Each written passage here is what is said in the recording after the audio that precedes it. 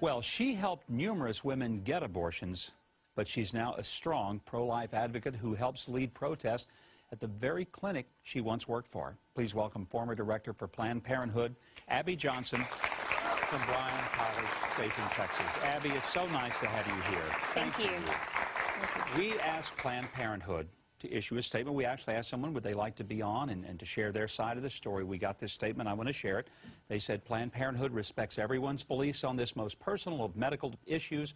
Planned Parenthood remains fully committed to ensuring that every woman facing an unintended pregnancy knows all of her options. Planned Parenthood's focus is on prevention. Nationwide, more than 90% of the health care Planned Parenthood affiliates provide is preventative in nature. Abby, my honest assessment of that statement is they do prevent some things. They prevent birth, not illnesses. There's no illness involved in a pregnancy. Illness means you're sick. You're not sick when you're having a baby. No. When you were at Planned Parenthood, did you find that the focus was on health care and prevention of illness? No, it's prevention of, I mean, a lot of it is prevention of pregnancy, and that is why I got into it. That's why you first got involved. That's why I first got involved. Getting an unintended pregnancy. That's right. That's absolutely why I got involved in it. But I soon found that one of their goals was to make money. And the way they make money is to increase the number of abortions they do.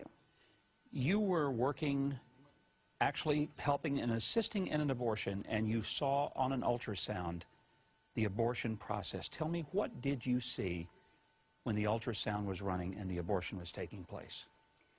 Well, I was called into the room to assist during the procedure, and it was actually an ultrasound-guided abortion procedure, which is not that common in Planned Parenthood health centers because it's a longer type of abortion procedure, and Planned Parenthood centers are trying to do as many procedures a day as they can, and so they're not going to take a lot of time for each procedure.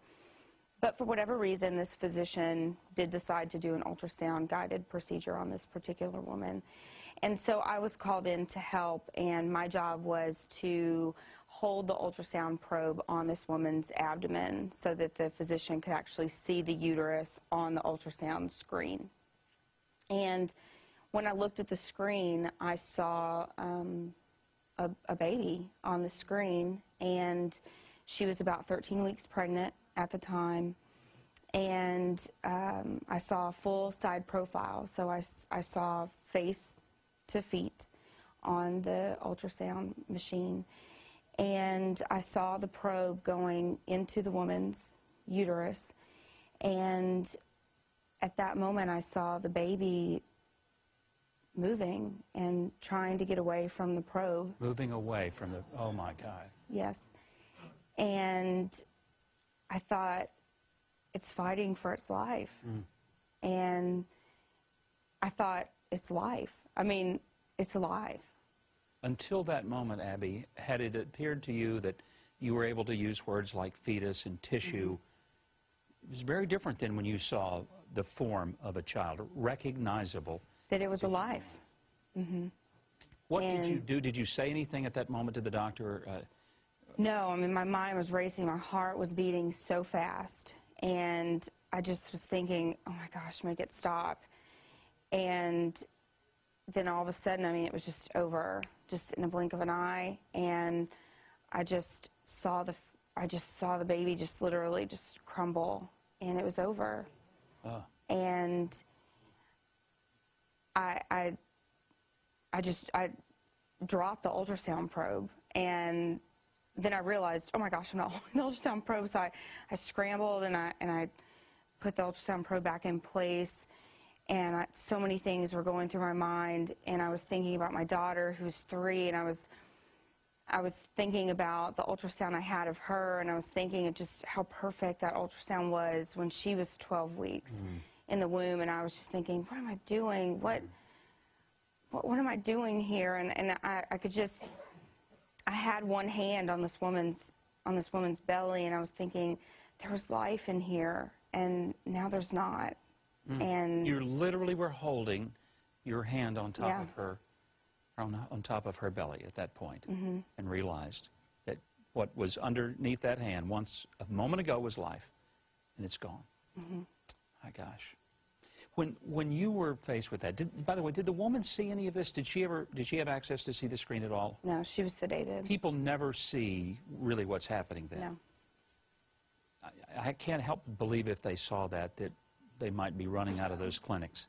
Yeah, absolutely. If clinic workers saw what was happening on that screen, they would be running out of those clinics. This is what the abortion industry does not want their workers to see. Mm-hmm. They don't want their workers to see what's actually happening during an abortion. That's why Planned Parenthood doesn't do, that's why so many of these large abortion industries don't do ultrasound-guided abortion procedures. They don't want people to see what's really happening in the woman's womb. You know, I think about what you've gone through. You must have walked away that day saying, uh-oh, this is not what I want to be spending the rest of my life doing as a career. What was the next step you took?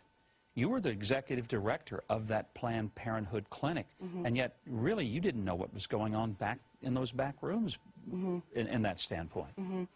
I went home that day, and I had made the decision that day that that was it. And I went home and I talked to my husband about it.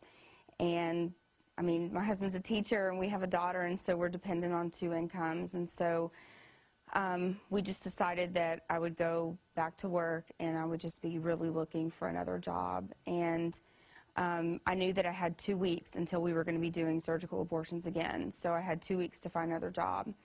And so I went. The first week was pretty uneventful.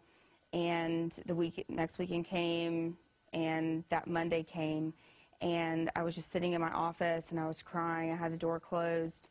And I was just thinking, where am I going to go? What am I going to do? I don't want to be here. What did the people at the clinic say when you finally said, this is it, I'm leaving? Well, nobody really knew what was happening. I couldn't talk to anybody at the clinic because they didn't know what was going on in my heart. They didn't understand what was happening. And now that they do know, Planned Parenthood has put a restraining order out on me now that they know I'm working with the pro-life movement. I wish Planned Parenthood would put a restraining order on themselves and stop the horrible procedures that they're doing every day. Abby Johnson, thank you. You have a lot of courage to share your remarkable story. And I thank you so much. And I hope it's a great reminder that we can't necessarily just listen to words. We need to understand the actions behind it. Thank you. God bless you. What a wonderful story. Thank you. Abby Johnson.